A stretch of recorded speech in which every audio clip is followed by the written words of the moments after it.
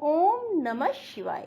राधे राधे मेरे प्यारे भाइयों बहनों माताओं व बंधुओं, संस्कार की बातें चैनल में आपका स्वागत है।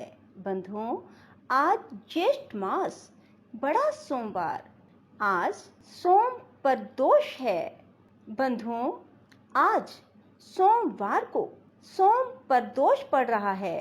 बंधुओं, सोम प्रदोष का बहुत अधिक महत्व है। सोम प्रदोष के दिन भगवान शिव शंकर की पूजा का विधान है। बंधुओं, यदि प्रदोष सोमवार के दिन पड़ जाए तो सोम प्रदोष करने वाले मनुष्यों को भगवान शिव शंकर अटूट धन प्रदान करते हैं। उनके जीवन में कभी भी आर्थिक संकट नहीं आते और जिन लड़के लड़कियों की शादी नहीं हो रही होती, वे यदि सोम प्रदोष व्रत करते हैं तो उनकी शादी शीघ्र ही संपन्न हो जाती है और उन्हें योग्य वर और वधुएं मिलती हैं। अर्थात लड़के को उसकी योग्य के अनुसार लड़की मिलती है और लड़की को उसके मनपसंद दूल्हे की प्राप्ति होती है। बंधुओं, यदि आप सोम प्रदोष व्रत नहीं भी कर रहे तो सोम प्रदोष व्रत की कथा भी सुनते हैं तो आपको पूर्ण फल की प्राप्ति होगी। बंधुओं, अब मैं आपको सोम प्रदोष व्रत का महत्व, पूर्ण पूजा विधि और कथा सुनाऊंगी। बोलो शिव शंकर भोलेनाथ की जय हो। बंधुओं, यदि आपने हमारे YouTube चैनल को अब तक सब्सक्राइब नहीं किया तो जरूर करें और बेल आइकन दबाना ना भूलें ताकि आपको हमारी आने वाली सभी वीडियोस की जानकारी सबसे पहले हो सके। बंधुओं, वीडियो को पूरी सुने। सुनने के बाद कमेंट बॉक्स में जय शिव शंकर भोलेनाथ जरूर लिखें। बोलो शिव शंकर भोलेनाथ की जय हो। प्रदोष व्रत हर मास में 2 बार आता है, एक कृष्ण पक्ष में और एक शुक्ल पक्ष में। सोम प्रदोष व्रत के दिन भगवान शिव की विधि विधान से पूजा अर्चना की जाती है। प्रदोष व्रत की पूजा हमेशा प्रदोष काल में यानी सूर्यास्त के बाद और रात्रि से पहले के समय में होती है। जो भी प्रदोष व्रत करते हैं उन्हें सुबह नहा धोकर संकल्प लेना चाहिए। प्रदोष का व्रत करने और भगवान शिव की प्रदोष काल में श्रद्धा पूर्वक पूजा करने से व्यक्ति को भगवान शिव का आशीर्वाद प्राप्त होता है, उसे निरोगी काया मिलती है और भगवान शिव भक्तों की हर इच्छा पूरी करते हैं। बंधुओं, भगवान शिव के लिए यदि आप प्रदोष व्रत रखते हैं तो आप सभी जानते हैं कि भगवान शिव थोड़ी सी पूजा से ही प्रसन्न हो जाते हैं। यदि आप भगवान शिव से अपनी इच्छा पूरी करवाना चाहते हैं तो शिव प्रदोष व्रत जरूर करें। बंधुओं, शिव प्रदोष व्रत कई बार एकादशी से अगले दिन और कई बार एकादशी के दूसरे दिन आता है। यदि आपने हमारे चैनल को सब्सक्राइब नहीं किया तो जरूर करें और बेल आइकन दबाना ना भूलें ताकि आपको हमारी आने वाली सभी वीडियोस की जानकारी सबसे पहले हो सके। बंधुओं, आप कथा को जब भी सुने, पूरी सुने और पूरी सुनने के बाद कमेंट बॉक्स में ओम नमः शिवाय जरूर लिखें। बंधुओं, मैं आपको बता दूं कि यदि प्रदोष व्रत सोमवार को आए तो सोम प्रदोष व्रत कहलाता है और रविवार को आए तो रवि प्रदोष व्रत कहलाता है और यदि शनिवार को प्रदोष हो तो शनि प्रदोष कहलाता है। इसी तरह जिस वार को प्रदोष हो वही प्रदोष व्रत कहलाता है। आपको मैं एक बात और बता देना चाहती हूँ कि अविवाहित लड़के या लड़कियां प्रदोष व्रत करते हैं तो उनकी शादी शीघ्र हो जाती है। यदि प्रदोष व्रत करने से आपकी शादी पक्की हो जाती है तो शादी से पहले मां पार्वती को चुनरी और श्रृंगार का सामान जरूर चढ़ाएं। प्रदोष व्रत कैसे करें?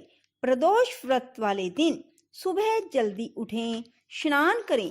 स्नान करने के बाद मन में संकल्प लें कि हे भगवान, मैं आपके लिए प्रदोष व्रत कर रहा हूँ या कर रही हूँ। मेरी ये इच्छा है, इसे आप पूरी करें और व्रत को पूर्ण विश्वास और श्रद्धा से करें। फिर शाम के समय जब प्रदोष काल हो, सूर्य छिपने का समय, तब आप मंदिर में जाएं और आसन बिछाकर बैठें और भगवान शिव को गंगा जल मिला हुआ जल चढ़ाएं।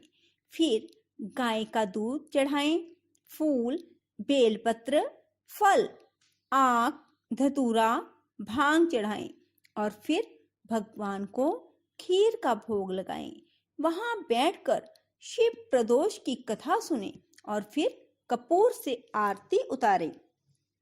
आरती करने के बाद भगवान शिव को आरती देते हुए ये जरूर कहें, कपूर गोरम करुणावतारम संसार सारम भुजगेंद्रहारम सदा बसंतम हृदयारविंदे भवम भवानी सरितम नमामि।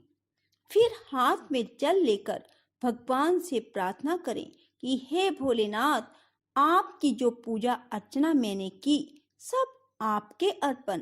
मुझसे जो भूल हुई उसके लिए मैं क्षमा याचना करती हूँ या करता हूँ। फिर घर जाकर जो खीर का प्रसाद चढ़ाया था, खीर खा लें या भोजन खाएं तो भोजन के साथ खीर खा लें। ऐसा करने से आपकी भोलेनाथ हर इच्छा पूरी करेंगे। सोम प्रदोष व्रत कथा। बोलो शिव शंकर भोलेनाथ की जय, माँ पार्वती की जय। सोम प्रदोष व्रत की पौराणिक व्रत कथा के अनुसार एक नगर में एक ब्राह्मणी रहती थी। उसके पति का स्वर्गवास हो गया था। उसका अब कोई आश्रयदाता नहीं था, इसलिए प्रातः होते ही वह अपने पुत्र के साथ भीख मांगने निकल पड़ी। भिक्षाटन से ही वह स्वयं व पुत्र का पेट पालती थी। एक दिन ब्राह्मणी घर लौट रही थी तो उसे एक लड़का घायल अवस्था में कराहता हुआ मिला। ब्राह्मणी दयावश उसे अपने घर ले आई। वह लड़का विदर्भ का राजकुमार था। शत्रु सैनिकों ने उसके राज्य पर आक्रमण कर उसके पिता को बंदी बना लिया था और राज्य पर नियंत्रण कर लिया था, इसलिए वह मारा मारा फिर रहा था। राजकुमार ब्राह्मण पुत्र के साथ ब्राह्मणी के घर रहने लगा। एक दिन अंशुमती नामक एक गंधर्व कन्या ने राजकुमार को देखा तो वह उस पर मोहित हो गई। अगले दिन अंशुमती अपने माता पिता को राजकुमार से मिलाने लाई। उन्हें भी राजकुमार भा गया। कुछ दिनों बाद अंशुमती के माता पिता को शंकर भगवान ने स्वप्न में आदेश दिया कि राजकुमार और अंशुमती का विवाह कर दिया जाए। उन्होंने वैसा ही किया। ब्राह्मणी प्रदोष व्रत करती थी। उसके व्रत के प्रभाव और गंधर्व राज की सेना की सहायता से राजकुमार ने विदर्भ से शत्रुओं को खदेड़ दिया और पिता के राज्य को पुनः प्राप्त कर आनंद पूर्वक रहने लगा। राजकुमार ने ब्राह्मण पुत्र को अपना प्रधानमंत्री बनाया। ब्राह्मणी के प्रदोष व्रत के महात्म से जैसे राजकुमार और ब्राह्मण पुत्र के दिन फिरे, वैसे ही शंकर भगवान अपने दूसरे भक्तों के दिन भी फेरते हैं। इसलिए सोम प्रदोष का व्रत करने वाले सभी भक्तों को यह कथा अवश्य पढ़नी अथवा सुननी चाहिए। यदि सोम प्रदोष व्रत नहीं किया तब भी आप इस कथा को सुनेंगे तो आपकी हर मनोकामना जरूर पूरी होगी। बोलो शिव शंकर भोलेनाथ की जय, माँ पार्वती की जय। कैलाश राणा शिवचंद्र मौली फणींद्र माथा मुकुटी झलाली कारुण्य सिंधु भव दुख हारी तुझ बिन शंभो भज कौन तारी। कैलाश राणा शिवचन्द्रमौली फणीन्द्रमाथा मुकुटिजलाली कारुण्यसिन्धो भवदुःखहारी तुझ बिन शंभो भज कौन तारी। कैलाश राना शिवचन्द्रमौली फणीन्द्रमाथा मुकुटिजलाली कारुण्यसिन्धो भवदुःखहारी तुझ बिन शंभो भज कौन तारी। कैलाश राना शिवचन्द्रमौली फणीन्द्रमाथा मुकुटिजलाली कारुण्यसिन्धो भवदुःखहारी तुझ बिन शंभो भज कौन तारी।